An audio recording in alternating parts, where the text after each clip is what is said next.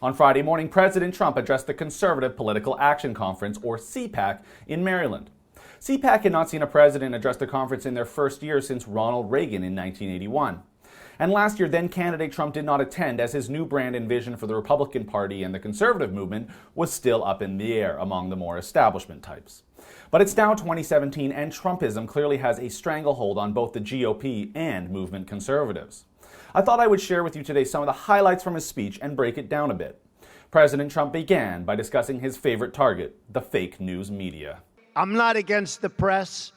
I don't mind bad stories if I deserve them. And I tell you, I love good stories, but we won't talk. I don't get too many of them. But I am only against the fake news media or press. Fake. They have to lead that word. I'm against the people that make up stories and make up sources. They shouldn't be allowed to use sources unless they use somebody's name. Let their name be put out there. Let their name be put out. A source says that Donald Trump is a horrible, horrible human being. Let him say it to my face. That's classic Trump right there. But he also brings up an issue that I think is worth discussing a bit further. This propensity of publications like the New York Times and the Washington Post to base many of their stories about Trump, his administration, or Russian influence in the election on unnamed anonymous sources. Now, every traditional journalist who attended J School will be crying foul about how protecting sources is key to maintaining a fair and balanced press. But I will have to disagree. In the current climate, there are clearly numerous stories that have used sources that turn out to be completely incorrect and factually wrong, like that story on the Russians hacking into a Vermont electric company.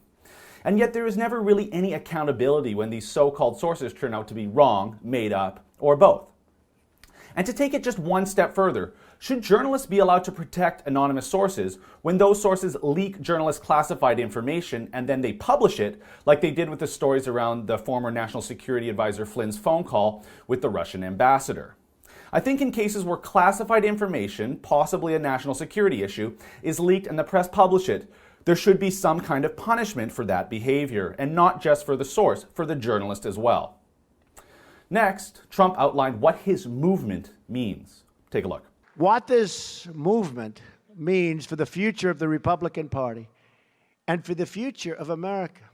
First, we need to define what this great, unprecedented movement is and what it actually represents. The core conviction of our movement is that we are a nation that put and will put its own citizens first.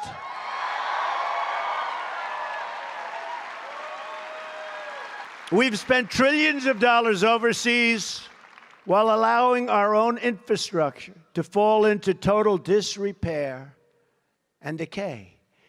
In the Middle East, we've spent, as of 4 weeks ago, $6 trillion. Think of it. And by the way, the Middle East is in it's not even close. It's in much worse shape than it was 15 years ago. If our presidents would have gone to the beach for 15 years, we would be in much better shape than we are right now. That I can tell you. What he's talking about is what Steve Bannon discussed the day before at CPAC, economic nationalism. And it was a not-so-subtle dig at both Obama and Bush, who were happy to spend trillions of dollars overseas and in the Middle East. But Trump is going to redirect that approach to spending money to rebuild America, not foreign nations. So yeah, fiscal conservatives who are already complaining about the big spending this government is about to do on infrastructure, well, this is what happens when you have two presidents in a row who rack up countless dollars in debt spending overseas and ignore American infrastructure. All right, I got one last clip from the speech. Check it out. Now is the time for action. So let me tell you about the actions that we're taking right now to deliver on our promise to the American people and on my promise to make America great again.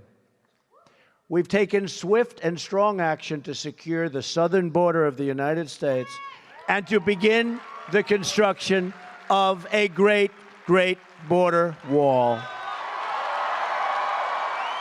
By stopping the flow of illegal immigration, We will save countless tax dollars, and that's so important because the dollars that we're losing are beyond anything that you can imagine. And the tax dollars that can be used to rebuild struggling American communities, including our inner cities. We are also going to save countless American lives. As we speak today, immigration officers are finding the gang members, the drug dealers, and the criminal aliens and throwing them the hell out of our country.